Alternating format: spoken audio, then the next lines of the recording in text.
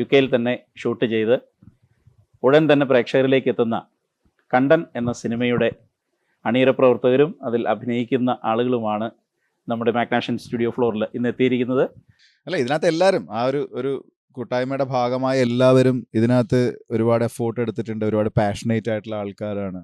ഒരു പുതിയ ആദ്യമായിട്ട് ചെയ്യുന്നതിൻ്റെ ഒരു വിമുഖതയൊന്നും ഇല്ലാതെ നല്ല രീതിയിൽ തന്നെ ചെയ്തിട്ടുണ്ടെന്നാണ് നമുക്ക് കാണാൻ കഴിയുന്ന സാധനം. ഒരാളുടെ കൂടെ പേര് പറയാനുണ്ട് നമുക്ക് പ്രത്യേകം, സജിചേട്ടൻ്റെ പേര്. സജിചേട്ടൻ ഒരു ക്യാരക്ടർ ചെയ്യുന്ന ഒരാളാണ്. പുള്ളി നമുക്ക് യോർക്കിലുള്ള സജിചേട്ടനാണ്. പുള്ളി ഒരു 2 റെസ്റ്റോറൻ്റ് ഒക്കെ ഉള്ള ആളാണ്. പുള്ളിയാണ് നമുക്ക് കുറെ ഫുഡും കാര്യങ്ങളും ഒക്കെ നമുക്ക് ഒരുപാട് ഷൂട്ട് ചെയ്താലും പുള്ളിയാണ് നമ്മുടെ ഭൂരിഭാഗം ഷൂട്ട് അവിടെ തന്നെ ആയിരിക്കും നടന്നത്. നമുക്ക് പുള്ളിയുടെ റെസ്റ്റോറന്റിൽ നമുക്ക് ഷൂട്ട് ഉണ്ടായിരുന്നു. അപ്പോഴൊക്കെ ആണെങ്കിലും എപ്പോഴും പറയും മോനെ കഴിച്ചാ പോവാളെ എന്ന് പറഞ്ഞ് പുള്ളി ഭയങ്കര കാര്യമായിട്ടാണ് ഒരു ഭംഗിവാക്കിന് പറഞ്ഞതാ. പുള്ളി വിചാരിച്ചില്ല ഇതിന് അബദ്ധമായി പോകുന്നത്. ഇത്രയും വർക്കിന് കഴിഞ്ഞിട്ട് അവരിങ്ങനെ ഓടി ഒന്ന് അഭിനയിക്കുന്ന കാര്യമല്ല. ഇത്രയും ഹെക്റ്റിക്കായിട്ട് നിൽക്കുന്ന സാറ്റർഡേസിലാണ് വരുന്നത്. ഷൂട്ടിന്റെ ഇടയ്ക്ക് ഉണ്ടായ കുറെ രസകരമായ സംഭവം. നമ്മളൊരു ചതുപ്പ് പ്രദേശത്തല്ലേ, സന്തോഷേട്ടനായിരുന്നു. കൃത്യമായിട്ട് സന്തോഷം പറയാൻ പറ്റിയ ഞങ്ങള് ഒരു ദിവസം ഷൂട്ടിന് അന്നൊരു ലൊക്കേഷൻ നോക്കി പോകുമായിരുന്നു. പക്ഷെ ആ ലൊക്കേഷൻ ശരിയായില്ല. വീണ്ടും ഞങ്ങള് അത് ഒരു വല്ലാത്തൊരു ടെറൈൻ ആയിരുന്നു. ഞങ്ങൾ തപ്പി പോയി ലാസ്റ്റ് കണ്ടെത്തി. വണ്ടി കയറാൻ പറ്റാത്ത ഒരു സ്ഥലത്ത് പോയി ഞങ്ങൾ കണ്ടെത്തി. കാരണം ജിബിൻ എന്ന് പറഞ്ഞു കഴിഞ്ഞാൽ പുള്ളിക്ക് ഒരു ഐഡിയ ഉണ്ട്, അതിൽ കോംപ്രമൈസ് ചെയ്തിട്ടില്ല. ആ ലൊക്കേഷൻ കിട്ടണം, ആ ലൈറ്റ് കിട്ടണം, എല്ലാ കാര്യത്തിലും പുള്ളി ഭയങ്കര കണ്ണിങ്ങാണ്. പുള്ളിക്ക് അത് കിട്ടിയെങ്കിൽ മാത്രമേ പുള്ളി അത് ഷൂട്ട് ചെയ്യത്തുള്ളൂ. ആ കാര്യത്തിൽ യാതൊരു കോംപ്രമൈസും ഇല്ല. അങ്ങനെ ഞങ്ങൾ പോയി തപ്പിപ്പിടിച്ചൊരു വലിയൊരു വനത്തിൽ കയറി. അവിടുന്ന് ഒരു ഓടുന്ന ഒരു സീനായിരുന്നു. ഞാനുണ്ട്, സന്ദീപുണ്ട്, ദീപക് ഉണ്ടായിരുന്നു, ജ്യോതിഷുണ്ട്. ഞങ്ങൾ 3 പേരായിരുന്നു. ജ്യോതിഷിന്റെ കാര്യം എന്നെ മറന്നുകളയല്ലേ കഥാപാത്രമായി ഇരിക്കുന്നത്. ഓട്ടത്തിന്റെ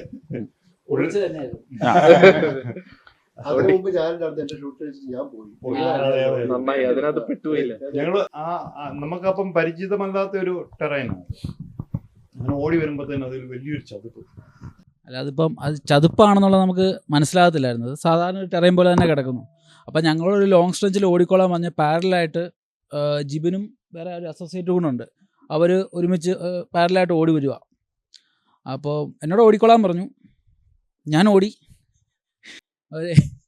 ഏകദേശം ഒരു പകുതി ആയി കഴിഞ്ഞപ്പോഴത്തേനും എൻ്റെ 2 ഷൂവും പോയി, ഇതിനകത്തോട്ട് പോയി.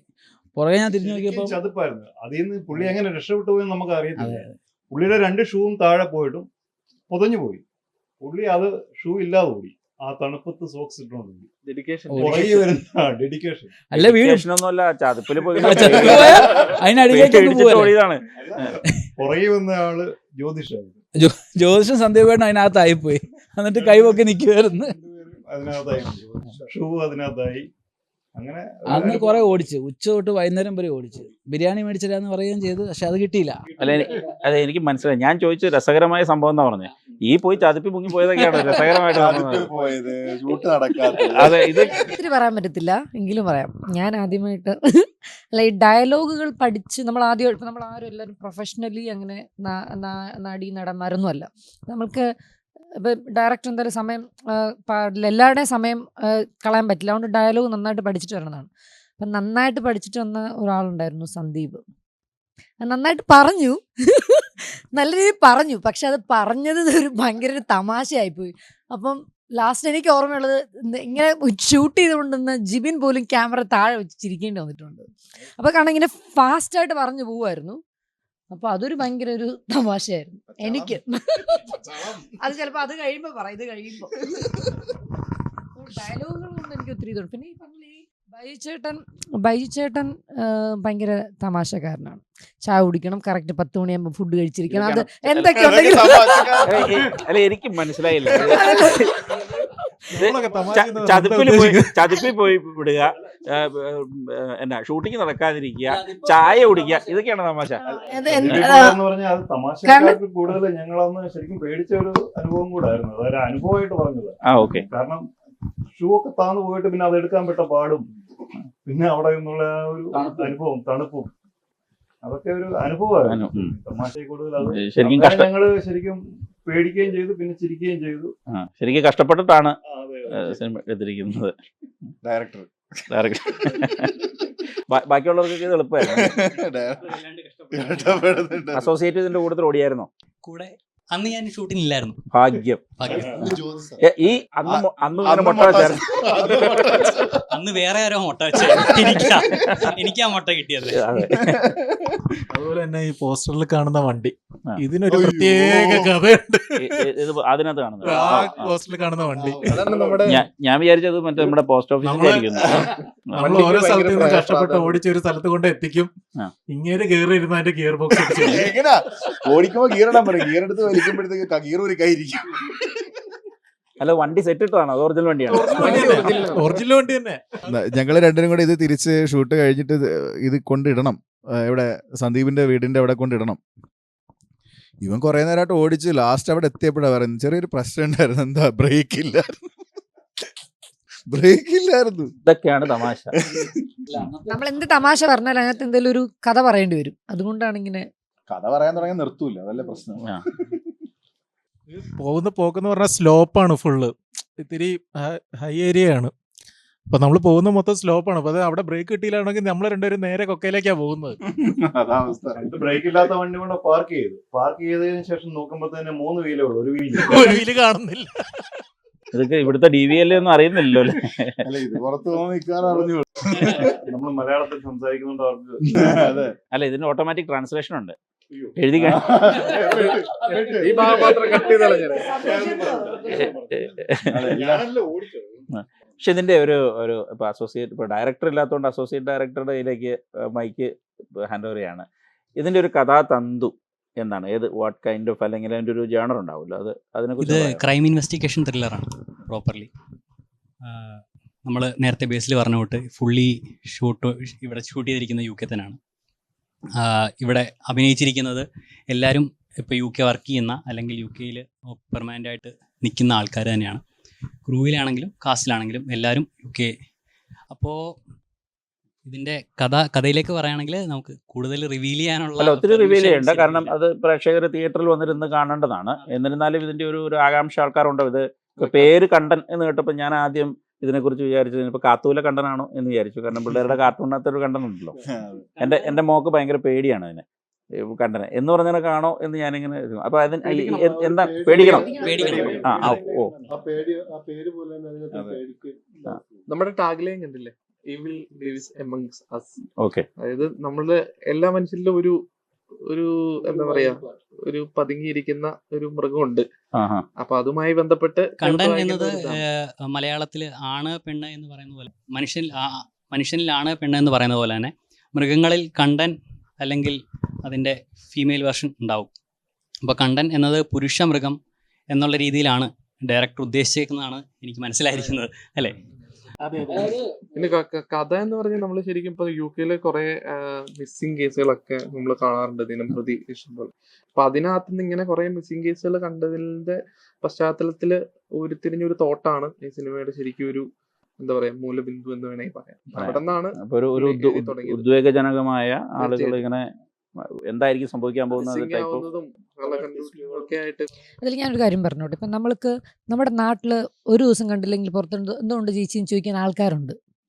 ഇവിടെ നമ്മൾ വർക്ക് ചെയ്യുന്നില്ലെങ്കിൽ ഒരു 10 ദിവസം ആനുവൽ ആവട്ടെ അല്ലെങ്കിൽ ഷിഫ്റ്റ് ഇല്ലെങ്കിൽ പോലും നമ്മളെ നോക്കാൻ ആരുമില്ല, അല്ലെങ്കിൽ അടുത്തങ്ങനെ ഒത്തിരി സോഷ്യൽ ലൈഫില്ല.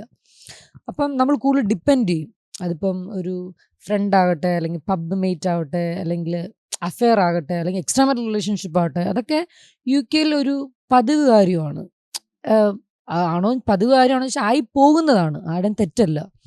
അപ്പോൾ അങ്ങനത്തെ ഇപ്പം എന്തായാലും ക്രൈം ത്രില്ലർ എന്ന് അറിയുമ്പോൾ തന്നെ അങ്ങനെ ഒരുപാട് എന്താ ജീവിത സാഹചര്യങ്ങൾ UK സാഹചര്യങ്ങൾ കൂട്ടി യോജിപ്പിച്ചു. ഇപ്പം നമ്മുടെ നാട്ടിൽ ഒരു 10 വീടെടുത്ത് ഇപ്പം 5 ആൾക്കാരും പുറത്ത് തന്നെയാണ്. അപ്പം എല്ലാവർക്കും അറിയാം നമ്മുടെ ഇവിടെ വരുന്ന ലൈഫ് എന്തുകൊണ്ട് ലൈഫ് അല്ലെങ്കിൽ ഫാമിലി ലൈഫ് എന്ത് ഇഷ്യൂ ഉണ്ടാകുന്നു, കുഞ്ഞുങ്ങൾ എന്തുകൊണ്ട് സോഷ്യൽ വർക്കർ കൊണ്ടുപോകുന്നു, വിസ എങ്ങനെ പോകുന്നു, മിസ്സിങ് ആവുന്നത് എങ്ങനെയാണ്. ഇപ്പം തന്നെ 2-3 ആൾക്കാരെ മിസ് ചെയ്ത് കഴിഞ്ഞിട്ടാണ് നമുക്ക് ലേക്ക് നിന്ന് ഡെഡ് ബോഡി കിട്ടുന്നത്. പിന്നെ അതിൻ്റെ ഇൻവെസ്റ്റിഗേഷൻ നടക്കുന്നേ ഉള്ളൂ. സോ ഇത് അങ്ങനെ കുറേ കഥകൾ ചേർന്ന് ഞാനിത് പേഴ്സണലി ഈ കഥ കേട്ടപ്പോൾ തന്നെ ഒത്തിരി സന്തോഷം തോന്നിയത് ഇതൊരു കൺവേ ചെയ്യുന്നുണ്ട്, സമൂഹത്തിന് ഒരു മെസ്സേജ് കൺവേ ചെയ്യുന്നുണ്ട്, ഫാമിലിയിൽ കൺവേ ചെയ്യുന്നുണ്ട്. ഇപ്പം നമ്മുടെ നാട്ടിൽ നിന്ന് സ്റ്റുഡൻറ് ലോണൊക്കെ എടുത്തു വന്ന് കഷ്ടപ്പെട്ട് വരുന്ന പിള്ളേരുണ്ട്, അവർക്കൊരു നല്ലൊരു പാഠം ഇതിനകത്ത് പറയുന്നുണ്ട്. സോ ഓൾ ടുഗദർ ഇത് നല്ലൊരു സമൂഹത്തിനും അടുത്ത ഈ പ്രവാസി എന്ന് പറയുന്ന ഒരു പറ്റം ആൾക്കാർക്ക്, മലയാളികൾക്ക് നല്ലൊരു കഥ തന്നെ ആയിരിക്കും.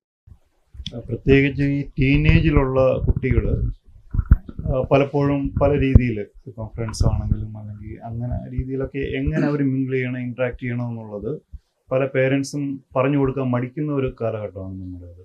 അപ്പം അവരെയൊക്കെ കാണിക്കേണ്ട ഒരു പടം കൂടിയാണ് ഇത് ശരിക്കും പറഞ്ഞാൽ. അവരൊക്കെ മനസ്സിലാക്കണം എങ്ങനെയാണ് ഒരു ട്രാപ്പിൽ പെടാൻ പോകുന്നതെന്നോ, അല്ലെങ്കിൽ എന്താണ് ലൈഫ്, അല്ലെങ്കിൽ നമ്മുടെ മുമ്പിലുള്ള എന്താണ്. കാരണം പേരൻസ് പലപ്പോഴും പറയുമ്പോഴത്തേനും അവർ തെറ്റിദ്ധരിക്കും ഇത് അവരെ ഉപദേശിക്കുന്നു, അഡ്വൈസ് ആണെന്ന്. പക്ഷെ പേരൻസിന്റെ എക്സ്പീരിയൻസ് ആണ് അവർ ഷെയർ ചെയ്യുന്നത്. ആ രീതിയിൽ ഒരിക്കലും കുട്ടികൾ ചിലപ്പോൾ മനസ്സിലാക്കിയെന്നില്ല. അപ്പോൾ അവരൊക്കെ തീർച്ചയായിട്ടും കണ്ടിരിക്കേണ്ട ഒരു പടമാണ് ഏത് രീതിയിലൊക്കെയാണ് നമുക്ക് മുമ്പിലുള്ള വഴികൾ കിടക്കുന്നതെന്നുള്ളത്. അപ്പം ഇതിന്റെ റേറ്റിംഗ് എങ്ങനെയാണ് വരിക? അത് അല്ല, ഇതിനകത്ത് 15 above ആണ്. അത് നമുക്ക് റേറ്റിംഗ് ആക്ച്വലി സെൻസർ ബോർഡ് കഴിഞ്ഞാൽ നമുക്ക് അതിന്റെ ഒരു റേറ്റിംഗ് സർട്ടിഫിക്കറ്റ് കിട്ടത്തുള്ളൂ. എന്നാലും നിങ്ങൾ എക്സ്പെക്ട് ചെയ്യുന്നത് 15+. 15+ ആയിരിക്കും. 12 ഡിപ്പെൻസ് ആണ്. അതിനകത്ത് വയലൻസിന്റെ എല്ലാം ഉണ്ടല്ലോ. അല്ല എങ്കിൽ പോലും നമുക്ക് ഫാമിലി അല്ല, ഇത് എല്ലാ തരത്തിലുള്ള പ്രേക്ഷകരെ തൃപ്തിപ്പെടുത്തുന്ന ഒരു ഇതുണ്ട്. ഇതില് ഒരു ഒരു ഒരു പ്രത്യേകം ഒരാളുടെ രണ്ടാളുടെ കഥയല്ല, ഒരുപാട് ടൈം ലൈൻസ് ഉള്ള ഒരു കഥയാണെന്നാണ് എനിക്ക് മനസ്സിലായിട്ടുള്ളത്. അപ്പോൾ അതുകൊണ്ട് സെൻസർ ചെയ്ത് വരുമ്പോൾ ആയിരിക്കും അതിന്റെ എക്സാക്ട് നമുക്ക് അറിയാൻ പറ്റുള്ളൂ. സെൻസറിങ്ങിന് ശേഷമേ നമുക്കത് കൃത്യമായിട്ടൊരു ഉത്തരം പറയാൻ പറ്റുള്ളൂ. കാരണം ഫാമിലിക്ക് എല്ലാവർക്കും കാണാൻ പറ്റുന്നൊരു സിനിമ തന്നെ ആയിരിക്കും ഇത്. നമ്മളതൊരു കാറ്റഗറൈസ് ചെയ്യുന്നതിന് ഉപരി സെൻസറിങ്ങിന് ശേഷം അത് നമുക്ക് റിവീൽ ചെയ്യുന്നതായിരിക്കുമല്ലോ നല്ലത്. സാധാരണ ഒരു സിനിമയിലെന്ന് പറഞ്ഞാൽ ഒരു വൺ സ്റ്റോറി ലൈൻ പറഞ്ഞിങ്ങനെ പോകുന്നത്, പക്ഷേ ഇത് പല ലെയറിലായിട്ട് പല സ്റ്റോറി ലൈനിലാണ് പോകുന്നത്. അതുകൊണ്ടാണ് ഇതിന് ഇത്ര സസ്പെൻസ്. എല്ലാം കൂടെ വന്ന ഒരു സ്റ്റോറിയിൽ വന്ന് നിൽക്കുന്ന രീതിയിലല്ലേ. ഈ സിനിമയിലൊരു മെസ്സേജ് ഉണ്ട്. കാരണം ഇതിൻ്റെ മെസ്സേജ് എന്ന് പറഞ്ഞാൽ ഇപ്പോൾ ഇവരെല്ലാവരും പറഞ്ഞ പോലെ തന്നെ നമ്മളിവിടെ ആദ്യമായിട്ട് വരുന്ന ആൾക്കാർക്ക്, ഇപ്പം ഞാൻ കുറച്ച് നാളായി ഇവിടെ വന്നിട്ട്, പക്ഷേ ഇപ്പം ഈ റീസെൻ്റ്ലി വരുന്ന ആൾക്കാരൊന്നും ഇവിടുത്തെ റൂൾസൊന്നും കൃത്യമായിട്ട് അറിയില്ല, ഇതെന്താണ് ചെയ്യേണ്ടതെന്ന് അറിയില്ല. അപ്പോൾ മറ്റുള്ളവരെ ഡിപ്പെൻഡ് ചെയ്യും. ഇപ്പോഴത്തെ ഈ ന്യൂ ജനറേഷൻ അല്ലെങ്കിൽ ഈ അടുത്ത കാലത്ത് വന്നിട്ടുള്ള ആൾക്കാർ കൂടുതലും ഒന്നും കെയർ ചെയ്യണില്ല, അവരെടുത്ത് ചാടുകയാണ്. അവർക്ക് ഇപ്പോൾ ആരെങ്കിലും എന്തെങ്കിലും ഓഫർ ചെയ്താൽ അതിനകത്തേക്ക് വീഴുക. അപ്പോൾ അങ്ങനത്തെ ഒരുപാട് കാര്യങ്ങൾ ഇവിടെ നടക്കുന്നുണ്ട്. അപ്പോൾ അവർ ചെന്ന് വീഴുന്നത് മിക്കവാറും ഒരു ട്രാപ്പിലേക്ക് ആവാനുള്ള പോസിബിലിറ്റി കൂടുതലാണ്. ഇതാണ് ഈ കഥയുടെ നമുക്ക് ഒരു ഡയറക്ടർ മറ്റുള്ളവർക്ക് മുമ്പിലേക്ക് വെക്കുന്ന ഒരു മെസ്സേജ്. പല രീതിയിലുള്ള സംഭവങ്ങൾ, പല രീതിയിലുള്ള ഇതൊരു ഫാമിലിക്കുള്ള മെസ്സേജാണ്, എന്നാൽ ചിൽഡ്രൻസിനുള്ള മെസ്സേജാണ്. ഇനി കുട്ടികളെ നാട്ടിൽ നിങ്ങളുടെ അയക്കാൻ പോകുന്ന പേരൻസ് നാട്ടിലുള്ളവർക്കും ഉള്ള ഒരു മെസ്സേജാണ്. അപ്പോൾ ഈ ചിത്രം അങ്ങനത്തെ ഒരു സസ്പെൻസ് നിറഞ്ഞു. ബൈജുവേട്ടൻ മെസ്സേജിൻ്റെ കാര്യം പറഞ്ഞപ്പോൾ ജിബിൻ്റെ ഒരു ഫിലിമോഗ്രഫി നോക്കിയാൽ പുള്ളി രണ്ടാം മുറിവ് എന്ന് പറഞ്ഞൊരു ഷോർട്ട് ഫിലിം ചെയ്തിട്ടുണ്ട്. അത് ഇതുപോലെ തന്നെ എബ്രോഡുള്ള ഒരു പുള്ളിയുടെ ഒരു കഥയാണ്. അതിലും ഒരു മെസ്സേജ് ഉണ്ട്. അപ്പോൾ പുള്ളി എനിക്ക് തോന്നുന്നു എപ്പോഴും ഒരു മെസ്സേജ് പാസ് ചെയ്യാൻ ശ്രമിക്കുന്നുണ്ടെന്നാണ് എനിക്ക് മനസ്സിലായിട്ടുള്ളത്. അതിലാകെ ജ്യോതിഷ് മാത്രമേ ഉള്ളൂ ഒരു ഒരുപാട് അവാർഡ് കിട്ടിയിട്ടുള്ള ഒരു ഷോർട്ട് ഫിലിമാണ്. അത് കണ്ടു കഴിഞ്ഞാൽ പ്രേക്ഷകർക്ക് മനസ്സിലാവും ഇതെങ്ങനെയാവാനാണ് ചാൻസ് എന്നൊക്കെ ഒരു ഐഡിയ കിട്ടും. അപ്പോൾ ഒരു ഷോർട്ട് ഫിലിം ഒന്ന് കണ്ടു നോക്കാൻ ഐ വിൽ റെക്കമെൻഡ്. നമ്മളെന്തായാലും എല്ലാ തരത്തിലുള്ള പ്രേക്ഷകരെയും തൃപ്തിപ്പെടുത്തും എന്ന് ഉറപ്പുണ്ട് നമുക്ക്. മാത്രമല്ല കൊമേഡിയൻ ആരാണ്? കോമഡി അധികം ഇവിടെ ജീവിതത്തിൽ ഇവരെല്ലാം കോമഡിയാണ്, പ്രത്യേകിച്ച് ആദ്യം. നമ്മളെന്തായാലും നാട്ടിലും ഇവിടെയും നമ്മൾ നല്ലൊരു വൈഡ് റിലീസിന് നമ്മൾ ശ്രമിക്കുന്നുണ്ട്.